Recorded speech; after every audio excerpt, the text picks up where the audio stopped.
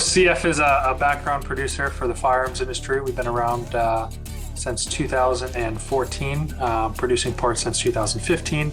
We primarily focus on the AR type market with production in upper receivers, lower receivers, handguards, some auxiliary parts. We do stock some certain designs, and we do custom work for clients in the industry who want their own product line. So we're a background producer. So if people are getting into the industry or trying to diversify within the industry or looking for other partners, that's kind of where we come into play. We produce variants, lower receivers is a big component of our industry. We do upper receivers, custom designed handguards, some small auxiliary parts like gas box, gas tubes, for people in the industry. And our primary thing is to take the manufacturing side off of the client so they can focus more on pushing product that sells. So that's kind of where we come into play. 25 for the industry was light, I think, for most people. We did fine, we grew, we added clients. Our main reason why we're actually growing during this time is because we're consistent. We don't play games. We have the ability to produce the quantities that we commit to. And we're just a consistent partner for a lot of our people. And, people are price sensitive and we're very competitive on that front.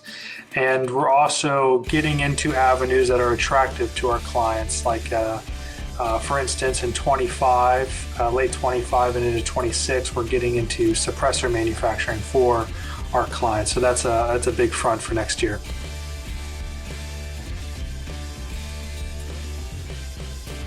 We really dove deeply into the suppressor market. We have the ability to offer both traditional machined suppressors out of like a 17.4 stainless, and we also are in additive manufacturing, which is metal printing. We are able to print titanium suppressors for clients, both on their print and a generic print that we have with their art or design, if you will, on the exterior. So we have both avenues on suppressors that I think most of the market is focused on.